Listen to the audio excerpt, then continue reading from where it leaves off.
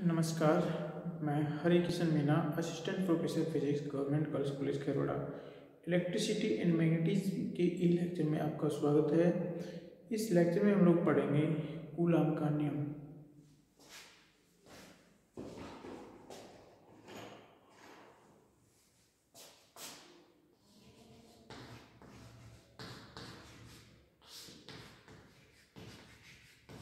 Coulomb नियम, Coulomb नियम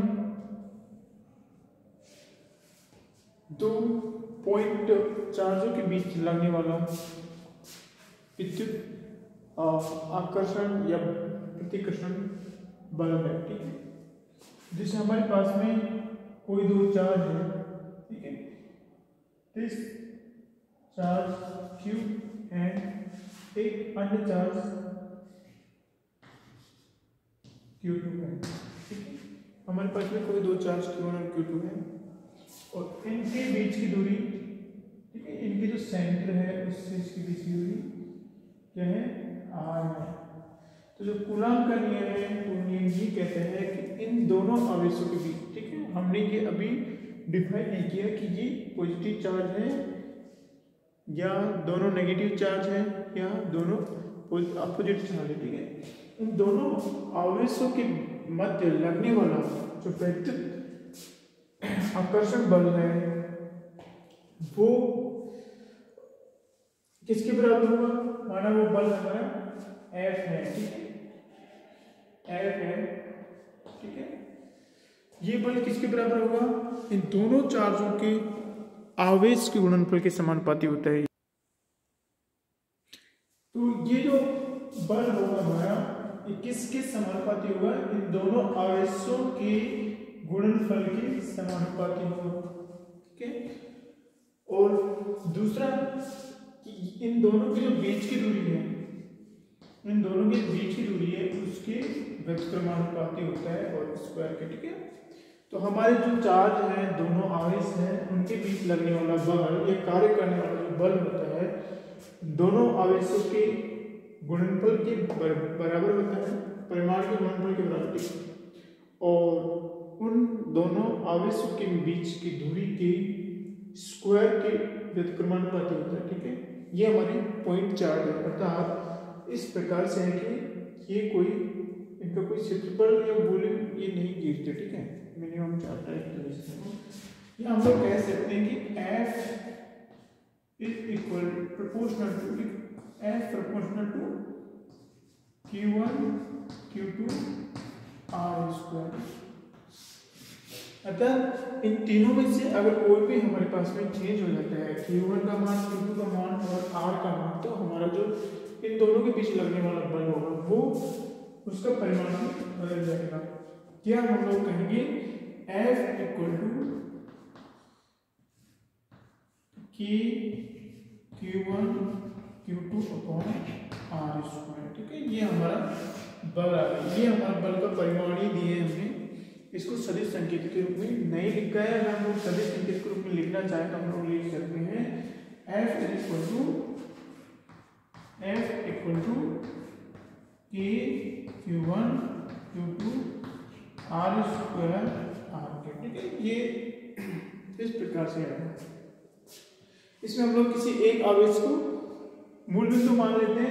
जैसे हमने इसको मूल बिंदु मान लिया और इसको इस डायरेक्शन में मान लिया, तो ये हमारा इस आवेश पे लगने वाला बल का मान आता है। ओके, यहाँ पे हम लोग इस K को डिफाइन करते हैं। तो ये क्या है हमारी? ये वैद्युतशीलता है। ठीक है, वैद्युतशीलता की हमारी क्या है? वैद्युतशीलता। ठीक है, और इसका मान होता है हमारे पास K इक्वल टू लगभग 3.85 into 10 to the power minus 12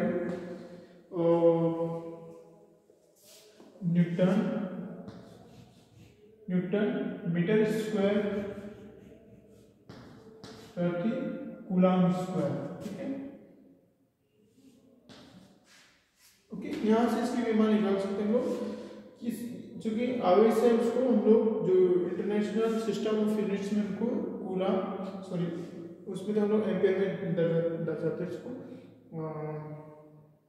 यहाँ पे इसका यूनिट कूलम है, इसका कूलम है, और ये हमारा मीटर स्क्वायर है, ये हमारा बल्क मीटर में होगा। ठीक है, तो यहाँ से के कितना आ जाएगा, देखो यहाँ से जैसे हम लोग के की विमा लिखते हैं तो के की विमा होगी हमारी बल्क की विमा, आर स्क्वायर की विमा, और Q1 की विमा और Q2 की विमा। ठीक है, तो इसकी विमा होगी हमारी न्यूटन होगी, इसकी मीटर स्क्वायर, इसकी कूलम एंड कूलम स्क्वायर होगी।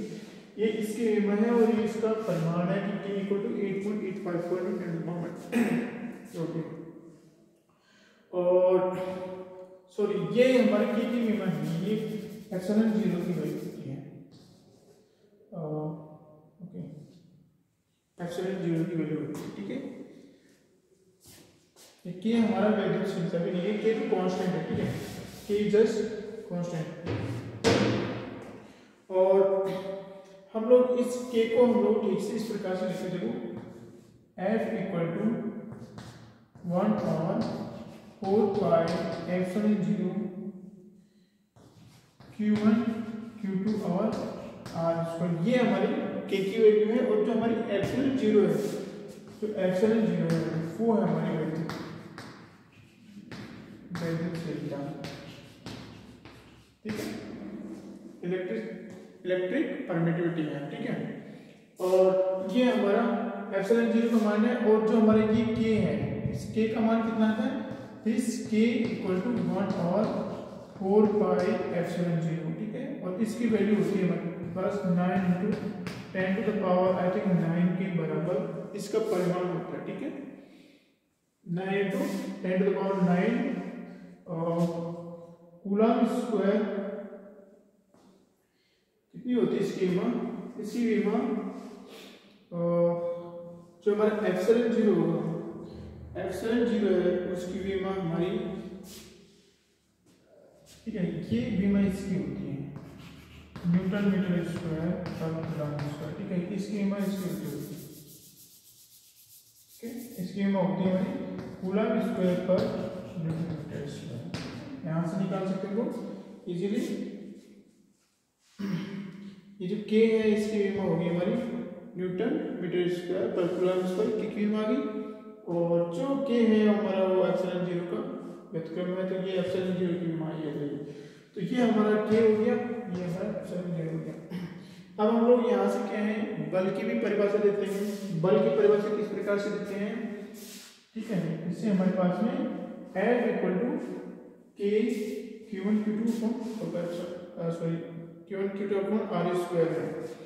तो हम लोग Q1 Q2 और R स्क्वायर का मान इस प्रकार से लिखते हैं। ठीक है, okay, F equal to 1 newton और कोई पर्टिकुलर Q1 Q2 और R स्क्वायर। ठीक है, अगर हम लोग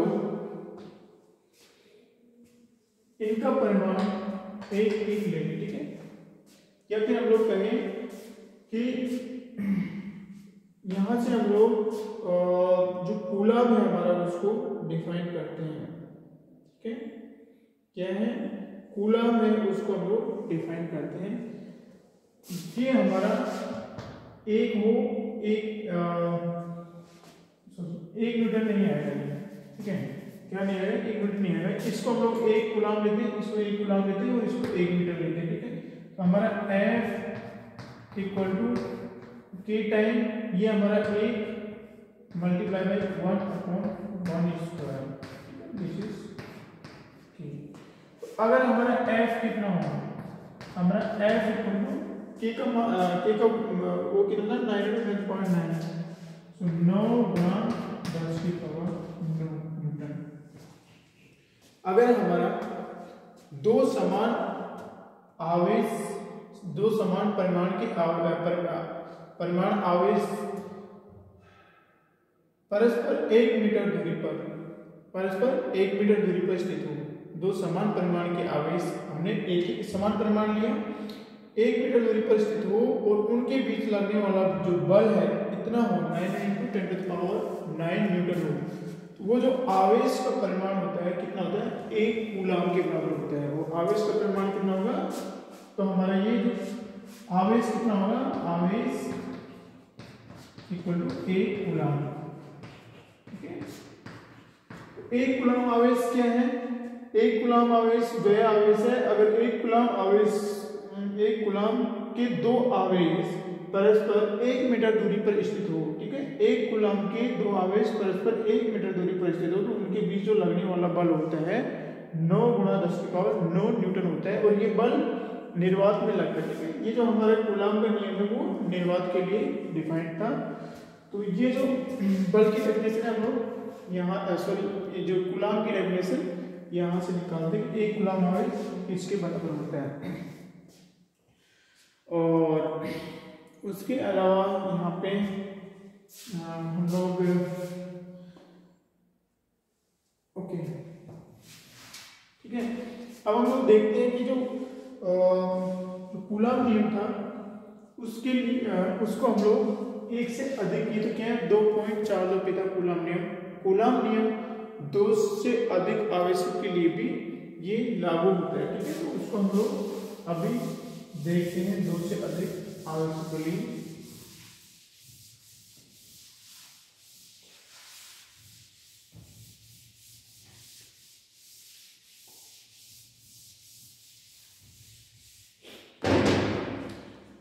जैसे हमारे पास में ओके उस 2 से अधिक आवेशों के लिए देखने से पहले हम लोग देखते हैं यहाँ पे जैसे इसको हम लोग अगर सदिश रूप में लिखना चाहे कूलाम नियम को, ठीक है, सदिश रूप में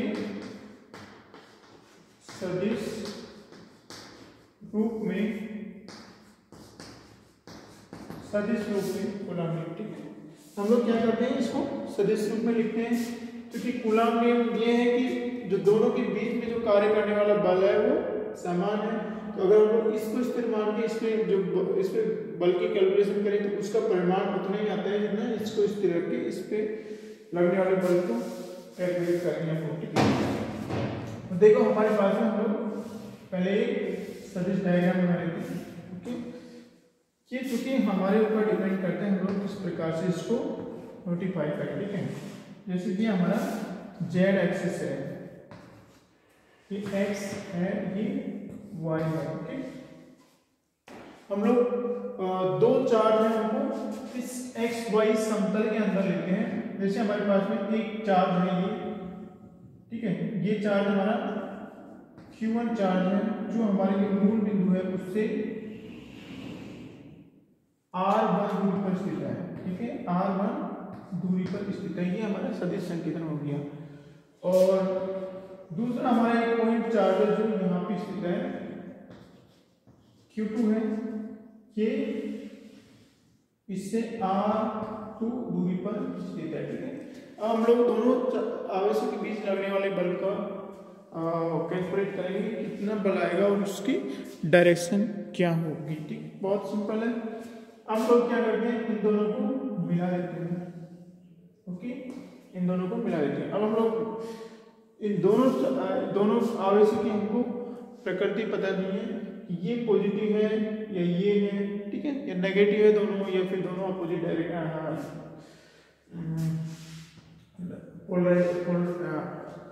विपरीत ध्रुव के है। ठीक है, तो हम लोग देखते हैं कि ये हमारा Q1 चार्ज है, उस पर Q1 चार्ज के कारण Q2 चार्ज पर लगने वाला बल को हम लोग याद करेंगे। ठीक है, तो हम लोग क्या करेंगे Q1 आवेश द्वारा Q2 आवेश पर लगने वाला बल। इसको हम लोग किससे रिप्रेजेंट करेंगे, इसको हम लोग F21 से रिप्रेजेंट करेंगे। ठीक है, और हमारा जो F होता है वो होता है 1/4 पाई एप्सिलॉन 0 Q1 Q2 और R स्क्वायर। ठीक है, ये Q1 Q2 और R स्क्वायर है, ये क्या है परिमाण ही लिखा हुआ है, उसकी डायरेक्शन नहीं लिखी है। तो हमने क्या लिखा Q1 आवेश द्वारा Q2 आवेश पर लगने वाला बल इसको हम लोग चाहे हम लोग F2 लिख सकते हैं, चाहे किसी और संकेत से हम इसको रिप्रेजेंट कर सकते हैं। ठीक है, हमने यहाँ पे F21 लिखा है।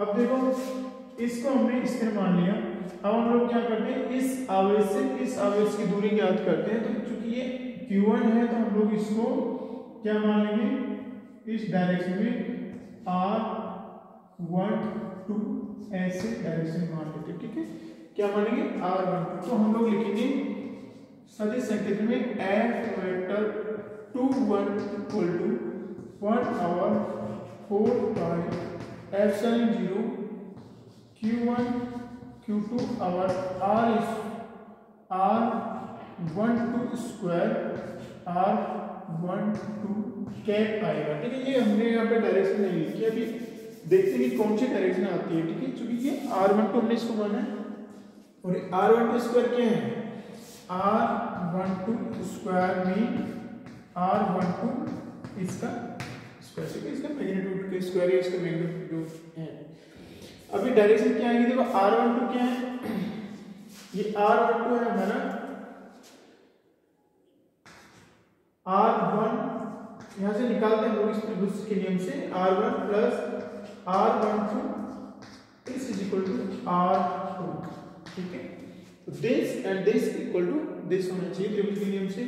क्या हमारा R12 equal to R2 minus R1। ठीक है, तो हमारा R12 क्या आया, हमारा R12 आया R2 माइनस R1। तो ये इसको हम लोग स्टेप 4 मानते हैं और इसको स्टेप नहीं मानते हैं। तो इससे इसकी जो दूरी आएगी उसकी डायरेक्शन ये होगी R12। ओके, और हम जानते हैं कि R12 का कितना होगा, R12 cap equal to R12 divided by R12। ये हमारा R12 कैप होता है जो कि R12 की दिशा में एकांश सदिश होता है। ठीक है, हमारा जो बल होगा ये बल होगा R12 कैप। ओके, इसी प्रकार से हम लोग Q2 आवेश द्वारा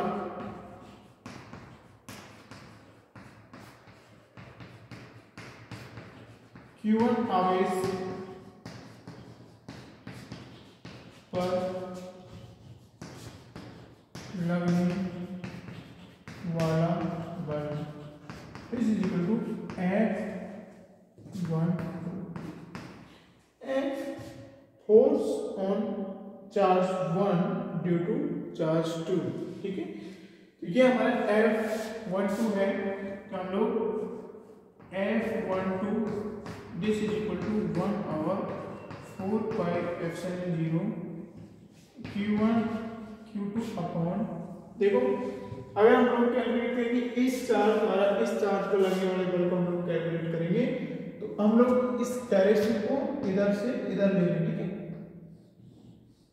दिस इज R21। ठीक है, क्या है R21 है। अब हम लोग इस त्रिभुज के नियम से R21 को कैलकुलेट करेंगे, तो कैसे आएगा, देखो सेम प्रोसेस है, R1 या R2 plus R21 this is equal to R1। ठीक है, अब के बाद में R2 and this is R1। This ये जो हमारा सदिश है इसमें डायरेक्शन का अंतर है, तो ये हमारा R2 कितना आएगा, this is R1 minus R2। ठीक है, R21 क्या आएगा, R1 माइनस R2। ये लेंथ क्या है, परिमाण तो समान है। अगर हम लोग डायरेक्शन इधर से इधर लेंगे तो हमारी R12 आएगी और इधर से इधर लेते तो हमारी R21 आएगी। तो R21 होगी हमारी R1 माइनस R2, और उसी प्रकार से हमारा R21 cap equal to R21 vector divided by R21। Okay, ये हमारा जिस प्रकार से R12 कैप ऐसे डिफाइन था उसी प्रकार से R21 इस प्रकार से डिफाइन होगा, लेकिन इसकी डायरेक्शन इधर से इधर होगी। ठीक है, तो ये हमारे आएगा R21 okay square R21 cap. Okay, अब हम लोग चाहे तो क्या कर सकते हैं, अब हम चाहते हैं कि यहाँ पे हम लोग पॉजिटिव चार्ज रखें। ठीक है, क्या कैसे चार्ज रखें, पॉजिटिव चार्ज रखें। हम जानते हैं कन्वेंशन से कि जो अगर पॉजिटिव चार्ज होगा हमारा तो वो क्या करेगा, एक दूसरे को प्रतिकर्षित करेगा। क्या करेगा?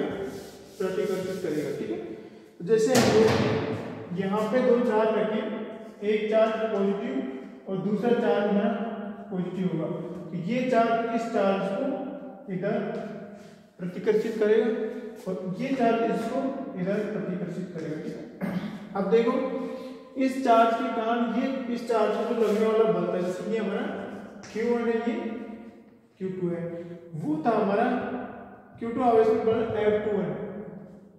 F21, तो इस चार्ज पे लगने वाला बल क्या था हमारा F12। ठीक है, तो हमारे जो इस Q1 चार्ज पर इस चार्ज के कारण लगने वाला बल है F12, बाहर की ओर है। तो देखते हैं हमारा जो Q1 चार्ज है उस पर Q2 आवेश द्वारा Q1 आवेश पर लगने वाला बल F12 है, जो कि बाहर की ओर है।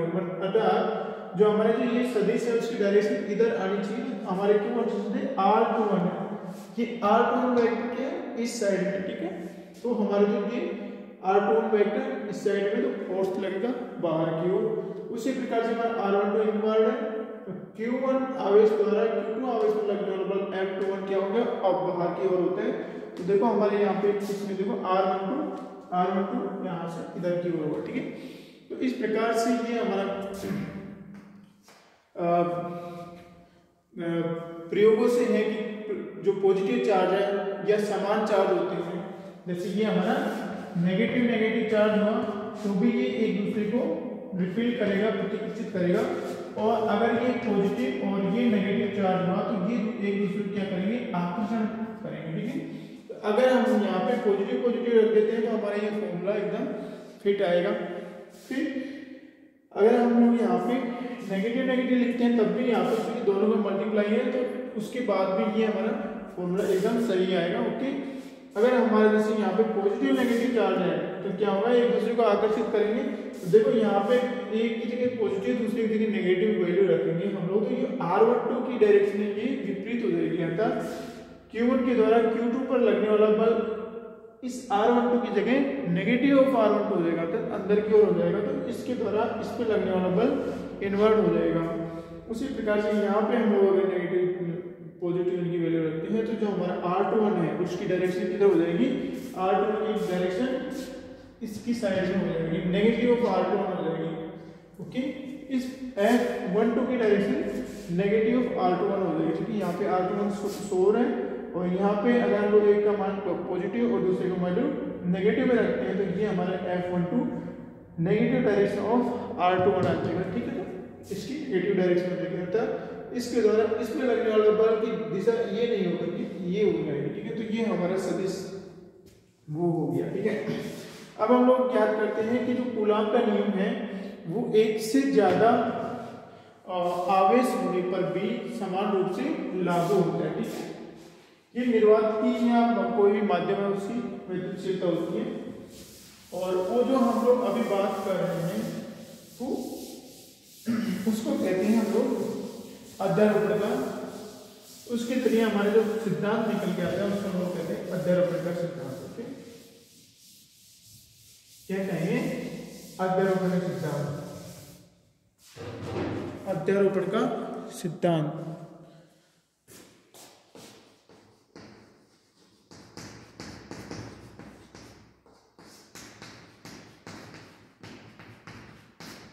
ओके, प्रिंसिपल ऑफ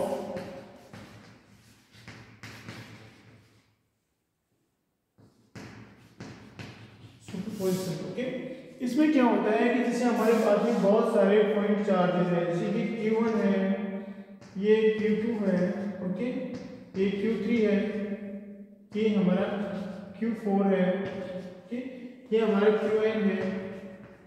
तो इस जैसे ये कोई हमारा समतल है, इसके अंदर 1 2 3 4 आवेश रखे गए। ठीक है, तो इस आवेश पर और इस आवेश द्वारा लगने वाला जो बल है वो सराउंडिंग अन्य चार्जों द्वारा इस आवेश पर लगने वाले बल से अप्रभावित रहता है। ठीक है, ये हमारा इसका गुणधर्म है कि अप्रभावित रहता है। इसका उपयोग करके हम लोग क्या करते हैं, किसी एक चार्ज बिंदु आवेश, ओके, किसी बिंदु आवेश पर, जैसे हमारा कोई चार्ज है Q है, इस चार्ज पर इन सभी आवेशों द्वारा लगने वाले बलों को ज्ञात किया जाता है। तो ज्ञात करने के लिए जो ये प्रॉपर्टी है कि इन दो आवेशों के मध्य जो हमारा एक्शन हो रहा है, विद्युत आकर्षण बल लग रहा है, या जो भी फील्ड क्रिएट हो रहा है दोनों के कारण, वो फील्ड बाकी आवेशों की उपस्थिति के कारण प्रभावित नहीं होता है, ऐसा माना जाता है और ये सत्य भी होता है। ठीक है, तो जैसे हमारे पास में कोई आवेश है Q, उस पर इतने सारे या n आवेशों द्वारा लगने वाला बल क्या होगा, वो बल होगा हमारा इस आवेश पर सभी अलग अलग आवेशों द्वारा लगने वाले बलों के योग के बराबर होते हैं। और ये कहलाता है हमारा अध्यारोपण का सिद्धांत। ठीक है, जैसे हम लोग ओके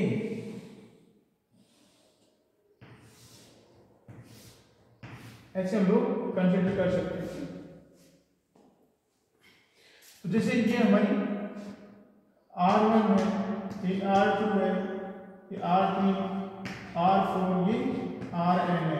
तो हमारा जो टोटल बल आएगा F पर, F this is equal to F1 plus F2 plus F3 plus Fn, इनके योग के बराबर आएगा।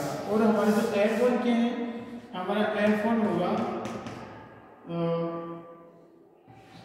Q1 divide by 4 pi epsilon 0 R1 square R1 cap.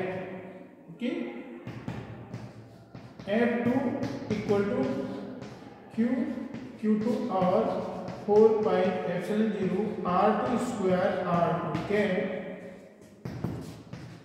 F3 equal to Q3 और 4 pi epsilon 0 R3 square R3 cap. इसी प्रकार से हम लोग Fn के लिए निकाल सकते हैं Qn divide by 4 pi epsilon 0 Rn square R3 cap. ये क्या है हमारे पास में, ये हमारे Q और Q1 के मध्य कार्य करने वाला बल है। ये Q और Q2 के मध्य कार्य करने वाला बल है, Q और Q3 के मध्य कार्य करने वाला बल है, Q और Qn के मध्य कार्य करने वाला बल है। तो हम लोग कह सकते हैं कि इस आवेश पर, इस आवेश के द्वारा और इस आवेश के मध्य जो भी क्रिया हो रही है, ठीक है, स्थिर विद्युत जो भी एक्शन हो रहा है, जो भी फील्ड क्रिएट हो रहा है, वो इन दोनों के कारण, इसके और इसके मध्य जो दोनों के मध्य जो बल है, उस बलों के कारण अप्रभावित रहता है। ठीक है, तो इसके जो इस आवेश पर जो कुल बल कार्य करेगा, वो इस आवेश पर अलग अलग आवेशों द्वारा कार्य करने वाले बलों के सदिश योग के बराबर होता है। तो इस पर इसके द्वारा कार्य, इस और इसके बीच में जो कार्य बल है, वो आ गया हमारा ये Q और Q2 के बीच कार्य बल है, ये आ गया। Q और Q3 के मध्य लगने वाला बल है, Q और Qn के मध्य लगने वाला बल है, ये आ गया। अब हम लोग क्या करते हैं, चूंकि सदिश रूप में इनका योग कर देते हैं, तो यही हमारा अध्यारोपण का सिद्धांत है कि किसी आवेश पर उसके सराउंड में अन्य आवेश है, उस पर लगने वाला जो बल होता है, वो इंडिविजुअली जो बल होता है एक दूसरे के बीच में लगने वाले बल के, उनकी सदिश योग के बराबर होता है। तो इस पर लगने वाला बल व्यक्तिगत रूप से इसके और इसके बीच में लगने वाले बल, इसके इसके बीच में लगने वाले बल, और इसके और अन्य बलों के लगने वाले बलों के बीच लगने वाले जो बल होते हैं, उनके सदिश योग के बराबर होता है। ठीक है, ऑफ कोर्स इन दोनों के बीच में जो फील्ड क्रिएट होता है, वो फील्ड अन्य आवेशों की उपस्थिति के कारण प्रभावित होता है, लेकिन इन दोनों के बीच जो कार्य करने वाला बल वो प्रभावित नहीं होगा, वो उतना ही लगेगा जितना लग रहा है। ठीक है, लेकिन अंततः जो हमारा परिणाम में आता है, वो सदिश के नियमों के अनुसार योग होता है, उसके बाद होता है। ठीक है, तो ये हमारा अध्यारोपण का सिद्धांत हो गया। और कूलॉम नियम से संबंधित ये पहला लेक्चर समाप्त हुआ। देखने के लिए शुक्रिया, थैंक यू।